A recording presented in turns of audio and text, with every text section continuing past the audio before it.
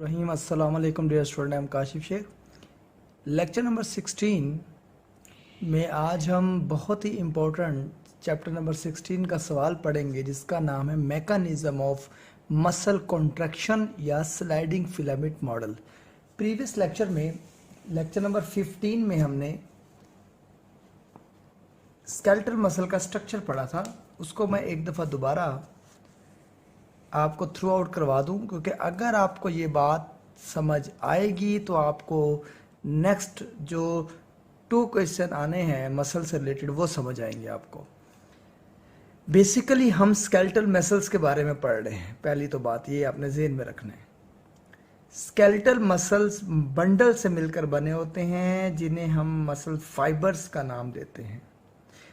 अब muscle fibre इस तरह मिलते हैं कि बंडल्स बनते हैं, और मसल फाइबर को अगर देखें तो मसल फाइबर मायोफिब्रल से मिलकर बने होते हैं। मसल फाइबर मसल सेल के अंदर भी छोटे छोटे रेशे होते हैं।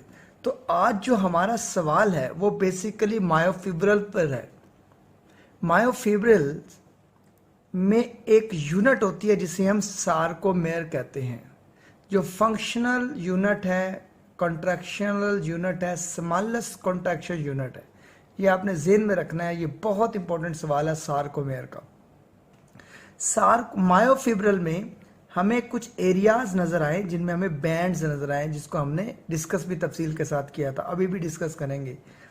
मायोफिब्रल्स को अगर हम दोबारा, ये मायोफिब्रल है, अगर हम इसको मैग्नीफाई पावर इलेक्ट्रॉन माइक्रोस्कोप से देखें तो हमें मायोफिब्रल इस तरह का नजर आएगा, जिसमें आपको डार्क और लाइट बैंड नजर आएंगे। और ये जो लाइट एंड डार्क बैंड है बेसिकली ये मायोफिलामेंट्स पर मुश्तमिल होते हैं, जिसमें 2 पोर्शन होते हैं जिसको थिक और थिन फिलामेंट कहते हैं। अब आपने अगर सवाल अच्छी तरह समझना है तो आपको थिक एंड थिन फिलामेंट का ओवरऑल सारा आपको कॉन्सेप्ट क्लियर होना चाहिए, तब आप सवाल समझेंगे। मायोफिब्रल्स को मैग्नीफाई पावर से देखें तो वो 2 रीजन्स पर मुश्तमिल है, जिन्हें हम थिक फिलामेंट और थिन फिलामेंट कहते हैं।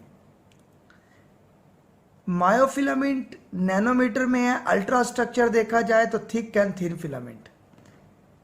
थिक फिलामेंट मायोसिन पर मुश्तमिल है और थिन फिलामेंट ज्यादातर एक्टिन पर है, और इसके साथ 2 प्रोटीन और है जिसे ट्रोपोनिन एंड ट्रोपोमायोसिन कहते हैं। अगर हम मायोसिन को देखें तो मायोसिन का स्ट्रक्चर ये है, जिसे हम कहते हैं एक हेड और एक टेल है। हेड को हम ग्लोबुलर हेड कहते हैं और इसके साथ एटीपी अटैच होता है, ये ज़हन में रखिएगा। एटीपी का मॉलिक्यूल अटैच होता है। प्रीवियस लेक्चर में मैं नहीं बताया, अब बताया क्योंकि अब इसको हमने पढ़ना है, इसलिए मैं पहले आपको बता दूं कि एनर्जी की ज़रूरत होगी यहाँ पर। अब ये जो आपको हेड नज़र आ रहा है, हेड के अंदर ये आपको बाइंडिंग साइड नज़र आ रही है, ये जो आपको ये पोर्शन नज़र आ रहा है, ये बाइंडिंग साइड है जो क्रॉस ब्रिज बनाएगी। थिक फिलामेंट की जो ग्लोबुलर हेड की बाइंडिंग साइड है वो जाकर मिलेगी एक्टिन प्रोटीन की बाइंडिंग साइड पे, ये जो आपको नजर आ रही है यहाँ पर, तब ब्रिज बनेगा। जैसे कि आपको ये थिन फिलामेंट है, ये थिन फिलामेंट की एक्टिन प्रोटीन पर मुश्तमिल होता है। तो जब तक ये इस तरह हेड आकर नहीं मिलेगा तब तक मसल कॉन्ट्रैक्ट नहीं होंगे। ये इसकी टेल है। बेसिकली जो सारा सवाल आज का हमारा है वो इसी ब्रिज पर है कि थिक और थिन फिलामेंट के दरमियान ये ब्रिज कैसे बनता है, ये हमने बताना है। तो इसलिए मैं आपको ये बात समझा रहा हूं, ये बात आपको पता होनी चाहिए, तब भी आपको सवाल समझ आएगा, वरना नहीं आएगा। थिन फिलामेंट में ट्रोपोनिन होता है जो 3 पॉलीपेप्टाइड चेन पर एक पॉलीपेप्टाइड पे एक्टिन जुड़ा होगा, एक पर ट्रोपोमायोसिन और एक पर आके कैल्शियम लगेगा। एक्टिन फिलामेंट ये तस्बीह की दानों की तरह होता है, जैसे मैंने आपको बताया भी था। तस्बीह को अगर आप यूं करने ट्विस्ट कर ले तो इस तरह का स्ट्रक्चर होता है। और ट्रोपोमायोसिन ये रस्सी नुमा होती है जो इसके मुंह के ऊपर आई होती है ताकि बाइंडिंग ना हो सके। तो इस रस्सी को पहले हटाएंगे तब बाइंडिंग होती है। तो रस्सी कैसे हटती है ट्रोपोमायोसिन? जब कैल्शियम आता है ट्रोपोनिन पर, ट्रोपोनिन पे कैल्शियम आएगा, कैल्शियम जैसे ट्रोपोनिन पे आएगा, ट्रोपोमायोसिन जो एक रस्सी है वो इसके आगे से, इसके मुंह से हट जाएगी और इस तरह हेड जो आकर जुड़ जाएगा। तो आपने ज़हन में रखनी है ये बात। तो हमारा सवाल आज का मायोफिब्रिल्स पे घूमना है। और thick and thin filament, thick filament को मायोसिन कहते हैं, थिन फिलामेंट को एक्टिन कहते हैं। ज़्यादातर एक्टिन प्रोटीन होती है। मायोसिन हेड एंड टेल पर मुश्तमिल होता है और मायोसिन ने जाकर जुड़ना है किसके साथ, थिन फिलामेंट पर। और थिन फिलामेंट ने मूवमेंट करनी है, यानी कि उसने करीब आना है। जिस तरह ये चीज़ है इस तरह करीब आ गई है।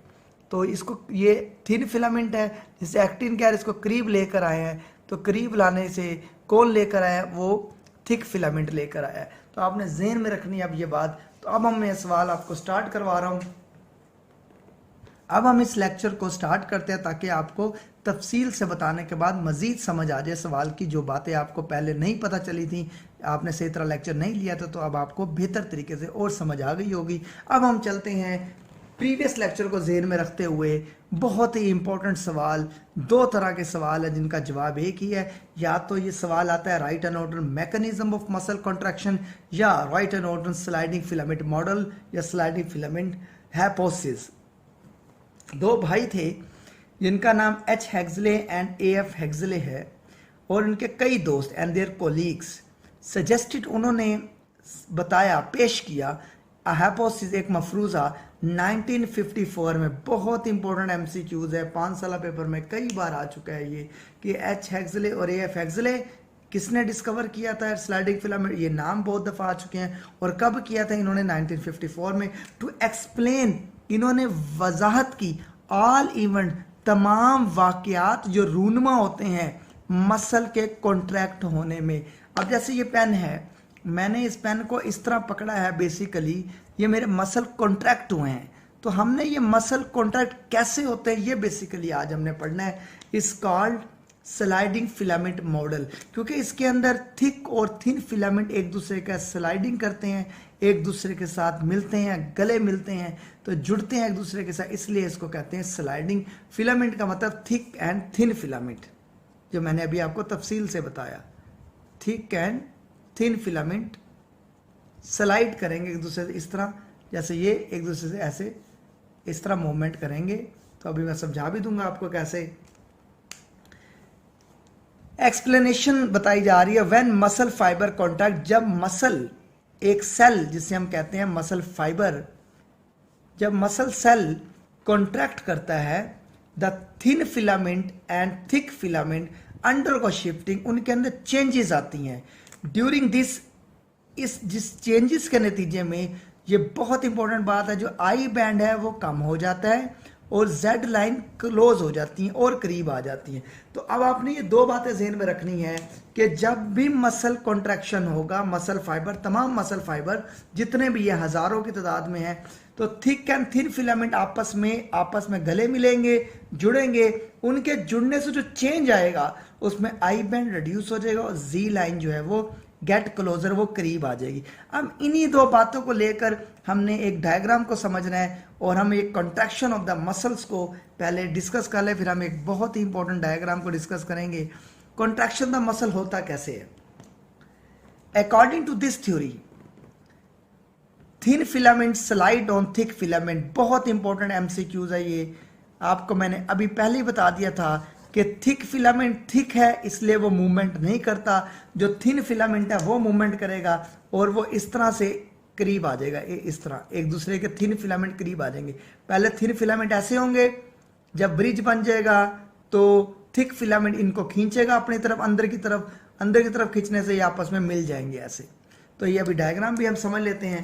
तो according to this theory, thin filament slide on the thick filament.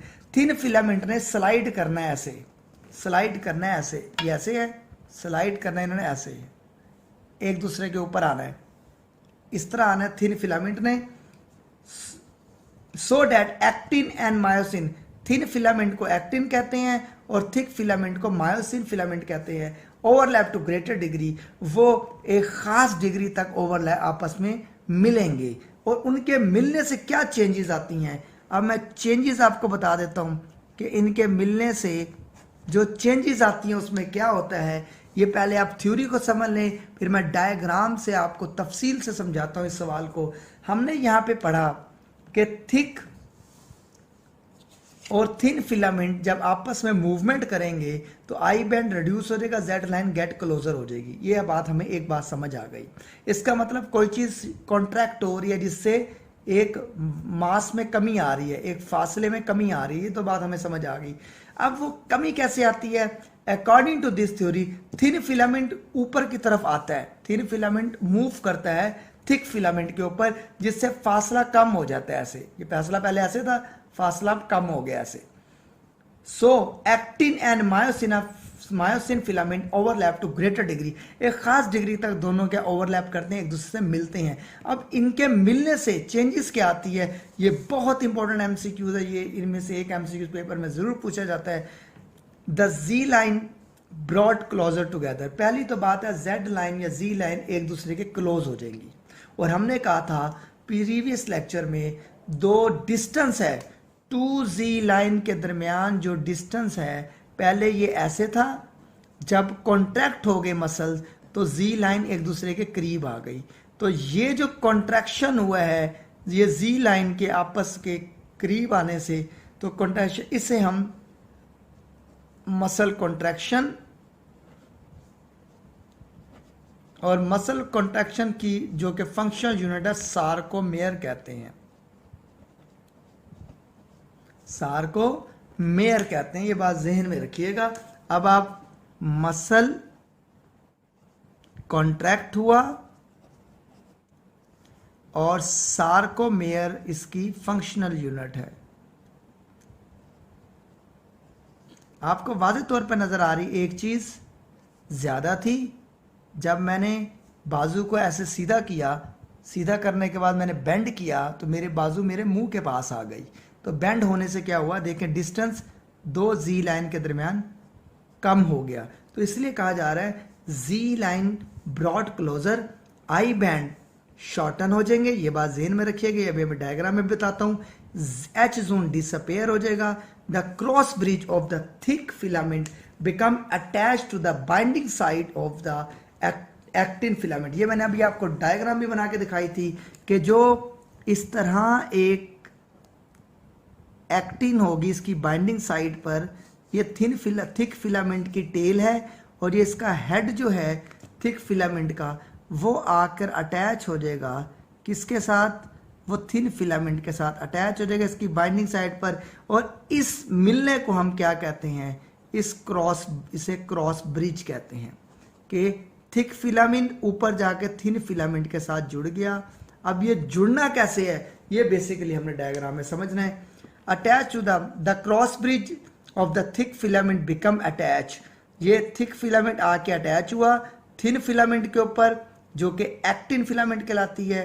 The cross bridge then contact to pull the actin filament. अब जब ये आपस में जुड़ेगा तो थिक फिलामेंट इसे अपनी तरफ खींचेगा, ऐसे अपनी तरफ खींचेगा toward centre of the sarcomere. जैसे ये आपको नजर आ रहा है, ये पहले ऐसे था, जब ये जुड़ा तो आपके सामने देखें ये जुड़ा तो इसने अपनी तरफ खींचा, अंदर की तरफ मूवमेंट हो रही है, तो जिससे फासला कम होता है। और इस फासले को जो दो जी लाइन के दरमियान है, इसको हम सार्कोमेयर कहते हैं। अगर आपको ये बात समझ आई है तब आपको डायग्राम नेक्स्ट पेज पे अच्छे तरीके से समझ आएगी।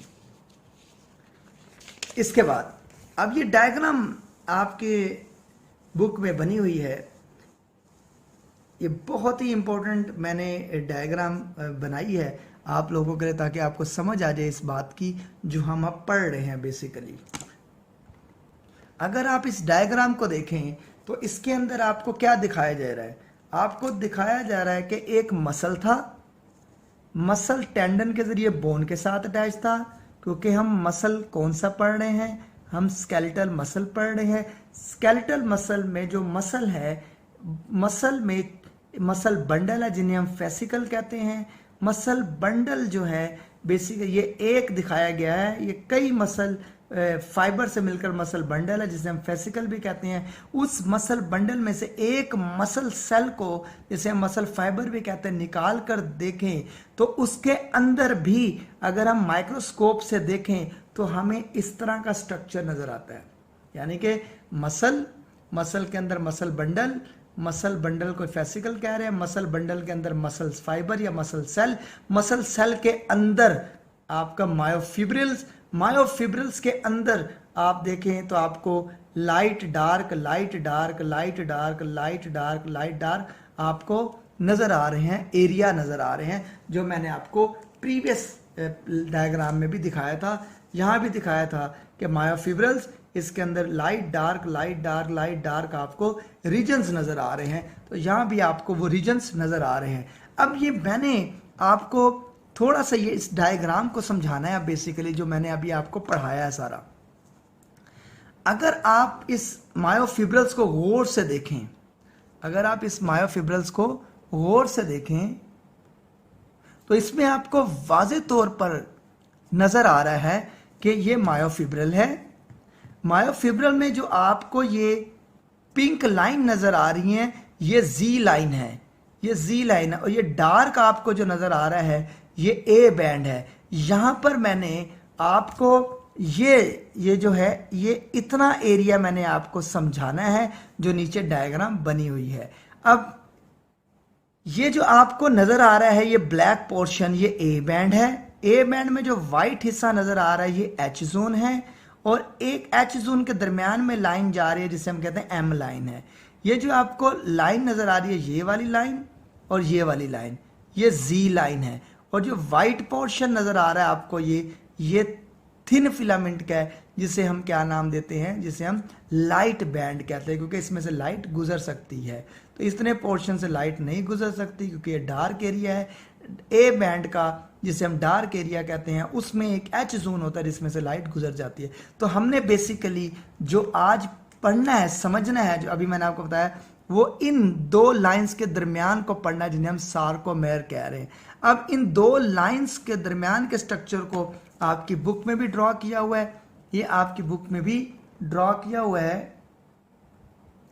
अगर आप देखें तो वाज़ेह तौर पर आपको नजर आ रहा है ये स्ट्रक्चर को बड़ा करके दिखाया, यानी कि अगर मैं कहूं कि इस पोर्शन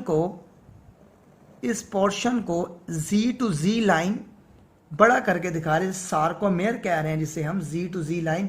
अब यहां पर अगर आप गौर करें तो आपको वाज़ेह तौर पर नजर आ रहा है,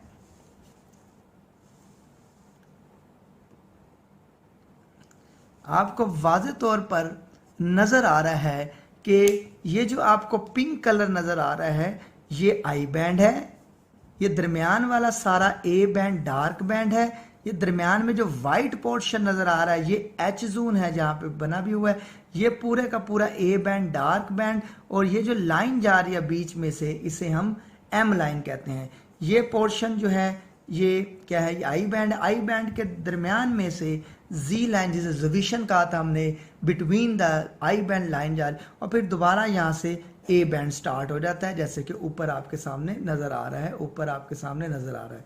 अब इसके अंदर आप देखें तो हमने प्रीवियस लेक्चर में भी डिस्कस किया था, जो आपको ये जो ब्लू कलर नजर आ रहा है ये थिक फिलामेंट है, आपको मोटे भी नजर आ रहे हैं, गाढ़े भी नजर आ रहे हैं, थिक फिलामेंट है। तो ये पूरा थिक फिलामेंट ए बैंड के पोर्शन में आया हुआ, देख लें यहां से यहां तक ए बैंड में आया हुआ है, जबकि ये जो ग्रीन कलर के आपको नजर आ रहे हैं, ग्रीन कलर के, ये थिन फिलामेंट है। इसलिए मैं आपको बता दूं ये थिन फिलामेंट है जिसे हम एक्टिन कहते हैं, क्योंकि एक्टिन से मिला होता है ज्यादा।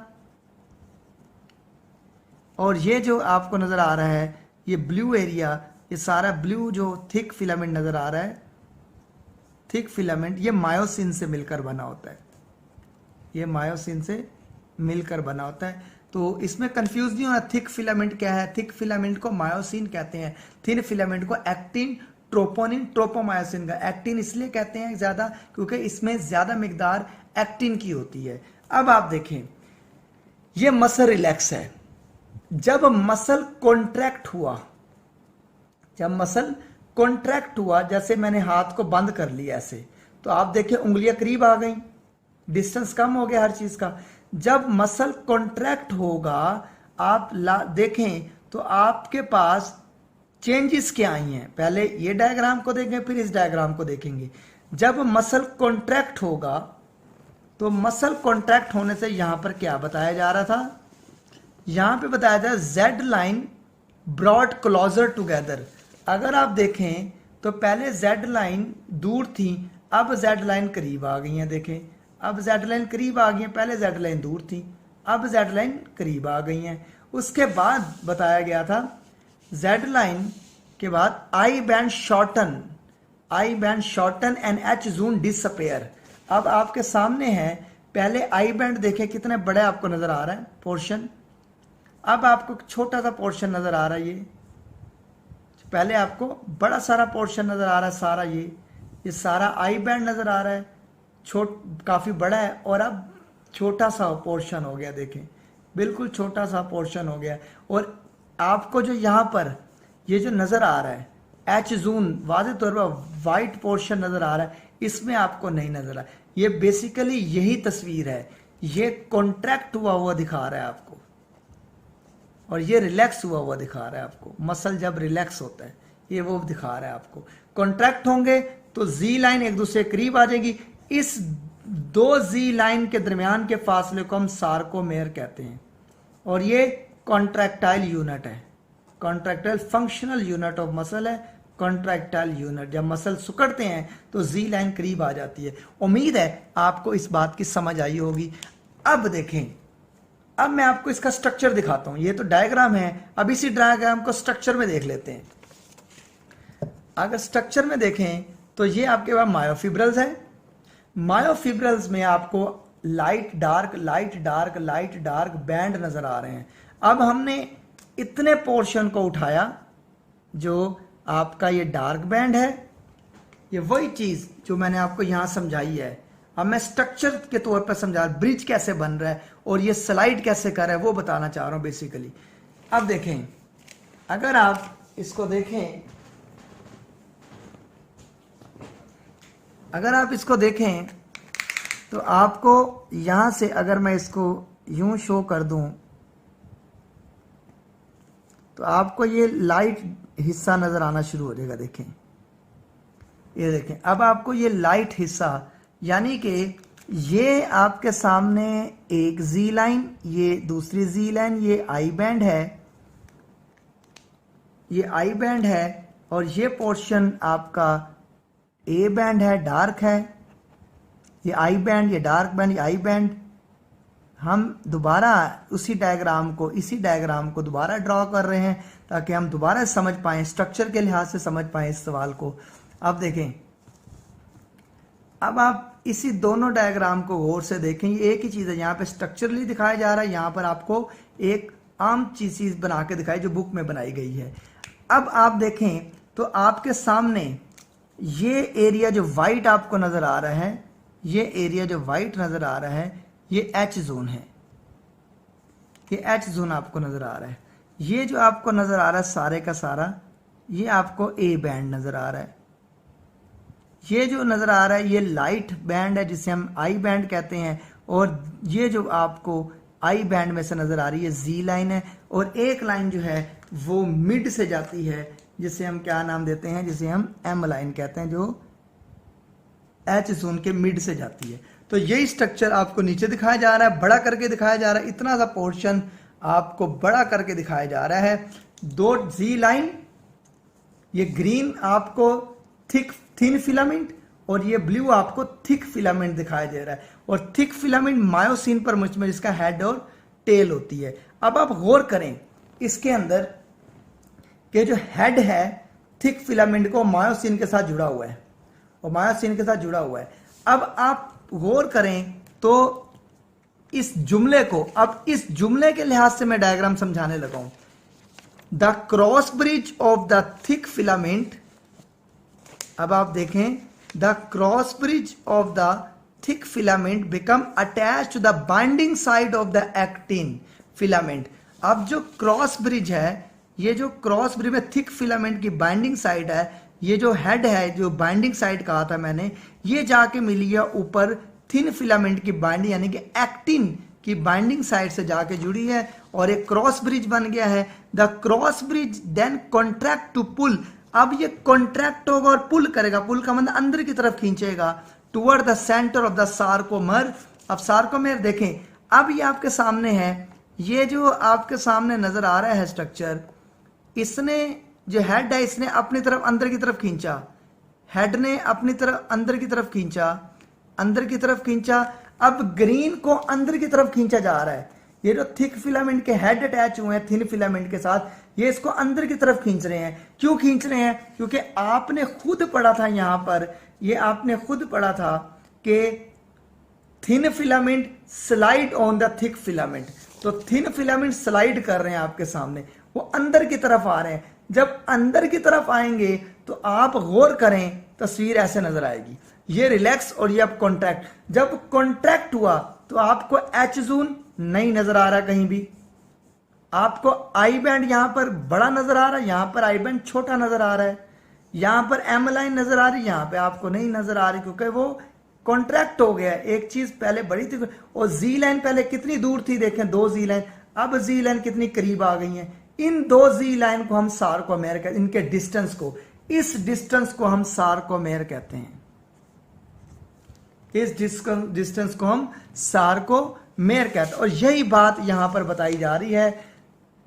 The cross bridge then contract, तब सुकड़ेगा, पुल करेगा और अंदर की तरफ खींचेगा, अंदर की तरफ खींचेगा एक्टिन फिलामेंट्स को toward the centre of the sarcomere. ये सार्कोमेर यानी कि smallest unit, functional unit of the muscle है। ये पहले रिलैक्स थी, जब ये हेड मिले थिन फिलामेंट के साथ थिक फिलामेंट के, तो इन्होंने अपनी तरफ इसको खींचा तो ग्रीन जो थिन फिलामेंट वो अंदर की तरफ आई हैं। तो अब आप खुद ही देख लें कि क्या क्या हुआ है। जेड लाइन ब्रॉड क्लोजर, आपके सामने क्लोजर हो गई। आई बैंड शॉर्टन, आई बैंड पहले बड़ा था, बड़ा एरिया है, अब छोटा एरिया हो गया है। उसके बाद H zone disappear, H zone पहले आपको नजर आ रहा था, ये व्हाइट पोर्शन आपको नजर आ रहा था सारा, क्योंकि ये डार्क एरिया सारा, ये आई बैंड है सारा, ये ए बैंड है, सॉरी ये ए बैंड है। ये जो दरमियान में है इसमें से लाइट गुजर सकती है, इसलिए इसको लाइट दिखाया गया है, जो कि एच जोन कहलाता है। तो ये आई बैंड है, इसे हम आई बैंड कह रहे हैं, ये मैंने मेंशन भी किया हुआ, ये आई बैंड है, ये आई बैंड है सारा। आई बैंड यहाँ पे कितना बड़ा है, यहाँ पे छोटा सा है। और उसके बाद यहाँ पर आपको एच जोन नजर नहीं आ रहा, जबकि यहाँ पर एच जोन नजर आ रहा है। तो ये चेंजेस होती हैं, जिसे हम क्या नाम देते हैं, जिसे हम क्रॉस ब्रिज का नाम देते हैं और कॉन्ट्रैक्शन का काम देते हैं। ये तो हो गया हमारे पास ये एक स्लाइडिंग फिलामेंट मॉडल के बारे में। ये डायग्राम आपने बना लेनी है, बहुत ही इंपॉर्टेंट ये डायग्राम है, ये पेपर में अक्सर पूछी जाती है। इसके बाद लास्ट में हम ये देखते हैं कि how the bridge is control. अब ये जो ब्रिज है ये कंट्रोल कैसे हुआ, यानी कि ये ब्रिज बना कैसे है। ये जो आपको अटैचमेंट नजर आ रही है यहाँ पर, ये जो आपको यहाँ पर अटैचमेंट नजर आई है इन दोनों की, थिक फिलामेंट की जो हेड है, ग्लोबुलर हेड है, ये जाके मिला थिन फिलामेंट एक्टिन के साथ। ये जो मिला है, अब हम बहस करने लगे हैं इधर इनके ऊपर, ये मिले कैसे हैं, ये मिले कैसे हैं, आखिरी पोर्शन है हमारा। उसके बाद ये हम आगे की तरफ मूव करेंगे। अब देखें how the bridge are control, जब मसल रेस्ट में होते हैं और जब मसल कॉन्ट्रैक्शन में होते हैं। तो यहां भी मैंने आपको अभी बताया था कि एक कंडीशन रेस्ट की है और एक कंडीशन कॉन्ट्रैक्ट की है। तो अब हम यहां पर भी एक डायग्राम से समझ लेंगे। यहां पर अगर देखें, when muscle at rest how the bridges are control, ये जो एक्टिन और मायोसिन थिक थिन फिलामेंट का आपस में मिलना है, ये कंट्रोल कैसे होता है, ये हम पढ़ने लगे हम। When the muscle is at rest the tropomyosin is disposed, जाहिर हो जाएगी tropomyosin in such a way that it cover the sides of the actin chain, ये एक्टिन चेन को कवर कर लेगी। Where the head of the myosin become, जहां पर head of the myosin ने अटैच होना है। अब यहां पर अगर आप देखें इस तस्वीर को, मैंने छोटी सी तस्वीर आपके लिए बनाई ताकि आपको समझ आ जाए। एक तस्वीर दिखाई दाने की, दाने एक तस्वीर का दाना बना के दिखाया जिसे एक्टिन कह रहे हैं। ये दरमियान में आपको एक्टिन नजर आ रही है, एक्टिन है, इसकी ये बाइंडिंग साइड है, जहां पर इस हेड ने आके, ये हेड की बाइंडिंग साइड ने आके क्रॉस ब्रिज बनाना है, आके अटैच होना है। लेकिन इनके दरमियान में, ये जो दरमियान में क्या है, जाहिर क्या हुई है, ट्रोपोमायोसिन। अब जब तक ये हटेगी नहीं तब तक ये अटैचमेंट नहीं होगी। तो एट रेस्ट में ऐसे होता है और एटीपी रिक्वायर होती है इसकी अलहदा होने के लिए। ये अलहदा हुआ तब भी एटीपी चाहिए, जब ये हेड जाकर जुड़ेगा इसके तब भी एटीपी चाहिए। तो अब देखें, क्योंकि एटीपी का मॉलिक्यूल ग्लोबुलर हेड के साथ अटैच होता है, ये मैंने आपको पहले ही बताया।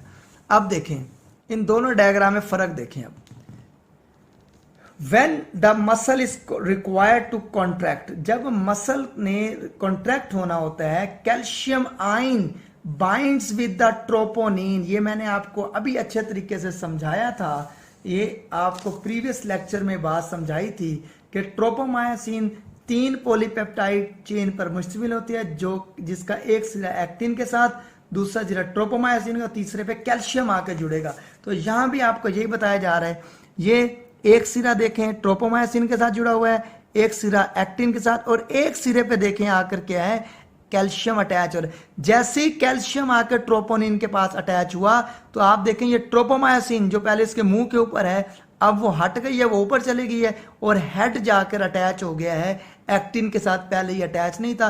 तो एटीपी रिक्वायर है, जेन में रखिएगा, ब्रिज को जोड़ने के लिए और ब्रिज को अलहदा करने के लिए। और जब हम रिलैक्स होंगे ये दोबारा इस कंडीशन में आ जाएगा, जब कॉन्ट्रैक्ट होगा मतलब दोबारा इस कंडीशन में आ जाएगा। तो बेसिकली इससे कहते हैं ब्रिज, हम जिस दो थिक एंड थिन फिलामेंट आपस में मिल रहे हैं।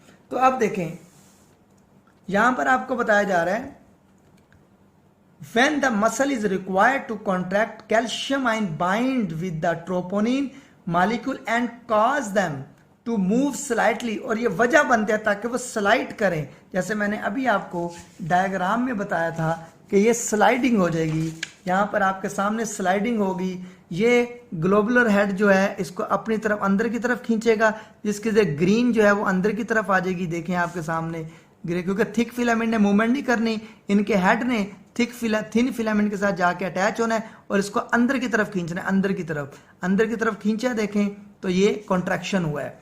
अब देखें molecule and cause them to move slightly, और इन्हें मूव करवाएंगे आराम से। This has the effect of displacing, और ये असर अंदाज किस पर होगी, सबसे पहले ट्रोपोमायोसिन हट जाएगी। ये आपके सामने देखें ट्रोपोमायोसिन हट गई है, यहां पे देखें ट्रोपोमायोसिन अटैच हुई पड़ी है, वो हटी नहीं है। अब उसके बाद एक्सपोजिंग द बाइंडिंग साइड, और पे एक्सपोज कर देगी बाइंडिंग साइड को। अगर मैं एक और डायग्राम बना के समझा दूं आपको, तो जैसे ही कैल्शियम आएगा तो ये इस तरह एक्टिन है, ये ट्रोपोमायोसिन हट जाए ऊपर आ जाएगी, और जो हेड है थिक फिलामेंट का वो अटैच हो जाएगा आकर थिन फिलामेंट के साथ। इस तरह एक ब्रिज बन जाएगा, और यानी कि एक जो है ट्रोपोमायोसिन के साथ ट्रोपोनिन का स्ट्रक्चर मिल जाएगा, एक पॉलीपेप्टाइड एक्टिन के साथ, और एक पर आके कैल्शियम जुड़ जाएगा, और आपके सामने स्ट्रक्चर ये भी बना हुआ, ये भी बना हुआ, कॉन्टैक्ट हो जाएगा। अब आपके सामने एक और आपको मैं ये चीज़ समझा दूं, ये आपके सामने ग्लोबुलर हेड बना हुआ है, ये थिक फिलामेंट है जिसकी टेल और हेड आपको दिखाई दे रही है। अब इसमें आपको चंद एक स्ट्रक्चर ड्रा किया हुआ दिखाई दे रहा है।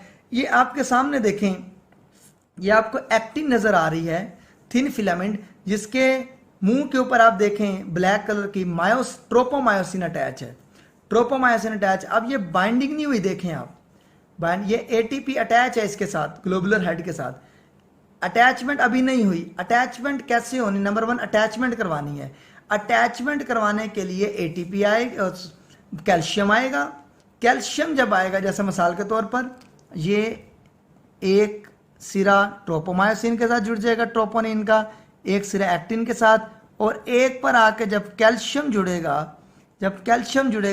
तब ये रस्सी देखें यहां से हट गई है, रस्सी ऊपर चली गई है, और हेड आके जुड़ गया किसके साथ, एक्टिन के साथ।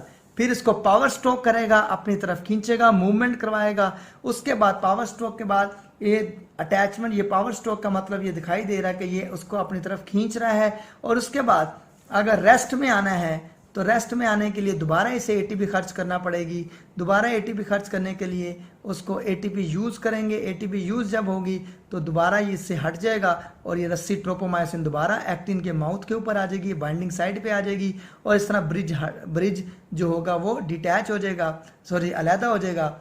और ये दोबारा यही डायग्राम दिखाई दे रही है, उसके बाद ये ऐसे सर्कल चलता रहेगा। तो ये बेसिकली आपको ये सवाल है जो समझाया जा रहा है। तो उसके बाद आखिर में हाइड्रोलाइसिस ऑफ एटीपी, एटीपी का ब्रेकडाउन होना, एटीपी का यूज होना। Once the myosin head has become attach, जब मायोसिन का हेड जो है, जैसे ये मायोसिन का हेड है, ये मायोसिन का हेड है जो आके जुड़ रहा है एक्टिन के साथ, थिन फिलामेंट के साथ, ये आपस में जुड़े जो हैं basically, attach the filament, ATP हाइड्रोल, एटीपी यूज हुई है यहाँ पर, and bridges goes to cycle, और ये अपने साइकिल पे चलता रहेगा। यानी कि एटीपी ब्रिज को तोड़ने के लिए भी इस्तेमाल होती है, जोड़ने के लिए भी, और दोबारा इसको रेस्टिंग कंडीशन में लाने के लिए भी एटीपी ही यूज होगी। फिर इसके ऊपर ट्रोपोमायोसिन आ जाएगा, ट्रोपोमायोसिन हट जाएगी यहां से, ये कंडीशन रेस्ट की है मसल की, ये कंडीशन कॉन्ट्रैक्शन की है। एटीपी दोनों में चाहिए होती है, जब ब्रिज ने बनना है या ब्रिज ने अलहदा होना है। एटीपी का रोल क्या है, फ्रॉम द अबव अकाउंट हमें समझ आई गई है। It is revealed that ATP is needed to break the link between the myosin bridges and actin. ATP जोड़ने का काम भी आता है और तोड़ने का काम भी आता है एटीपी। अब इसी से एक सवाल बना है जिसे हम कहते हैं आफ्टर डेथ, बहुत ही इंपॉर्टेंट सवाल है। अगर हम कहें तो ये वीआईपी सवाल के अंदर आता है, जिसको हम टर्म देते हैं रिगर मोर्टिस। बहुत अहम सवाल है। अब आपने इस सवाल गौर से समझना है, छोटा सवाल है। The amount of ATP in the body false after death. मरने के बाद इंसान में एटीपी का लेवल कम हो जाता है। क्यों कम हो जाता है? नो मेटाबॉलिज्म,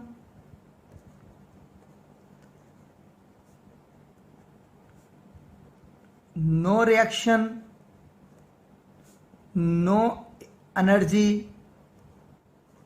जब कोई रिएक्शन नहीं होगा, मेटाबॉलिज्म नहीं होगा, तो जाहिर सी बात है एटीपी नहीं होगी सेल के अंदर। जब एटीपी नहीं होगी सेल के अंदर, मसल सेल के अंदर, तब क्या होगा? दस the bridge can not be broken. तो ब्रिज ब्रोकन नहीं होगा, ब्रिज ऐसे ही रहेगा, यानी कि मसल कॉन्ट्रैक्ट ही रहेंगे, यानी कि मसल ऐसे हैं तो ऐसे ही रहेंगे मसल। तो आफ्टर डेथ बेसिकली सवाल ये कह रहा है कि मरने के बाद इंसान आकड़ क्यों जाता है, ये बेसिकली ये सवाल है। इसका उर्दू में तर्जुमा है। हम ये पढ़ने लगे कि मसल जो है वो कॉन्ट्रैक्ट हो जाते हैं, इसलिए मरने के बाद इंसान जो है वो सुकड़ जाता है, यानी कि आकड़ जाता है। तो अकड़ जाने, हाथ जो है सुकड़ जाते हैं, जिस्म का वो हिस्सा जो मुड़ा होता है मुड़ा ही रह जाता है, तो सुकड़ना कहते हैं उसे, मुड़ना कहते हैं। तो वो होता कैसे है? तो basically the amount of ATP in the body fall हो जाती है आफ्टर डेथ, दस the bridge can not be broken.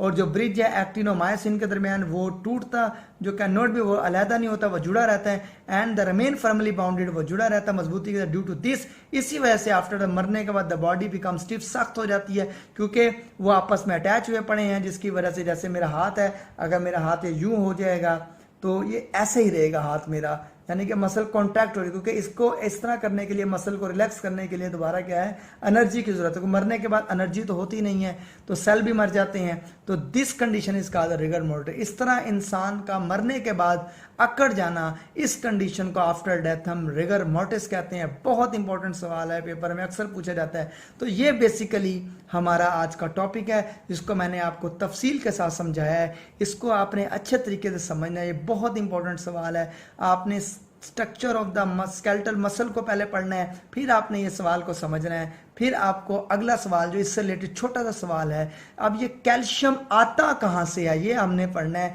ये हमने अभी मसल कॉन्ट्रैक्शन तो दिखा दी और बाइंडिंग करवा दी एक्टिन और मायोसिन के साथ, लेकिन कैल्शियम जो आया है ट्रोपोनिन के ऊपर, ये कैल्शियम आया कहाँ से है, ये बेसिकली हमारा सवाल है। यहां पर ये जो बताया जा रहा है कैल्शियम आया है, ये कैल्शियम आया कहाँ से है, तो इसी पे हमारा एक छोटा सा टॉपिक है, वो आगे चलेगा। और उसके बाद हम आखिरी टॉपिक इस मसल से रिलेटेड पढ़ेंगे इंशाल्लाह ताला। अब तक के लिए इतना ही।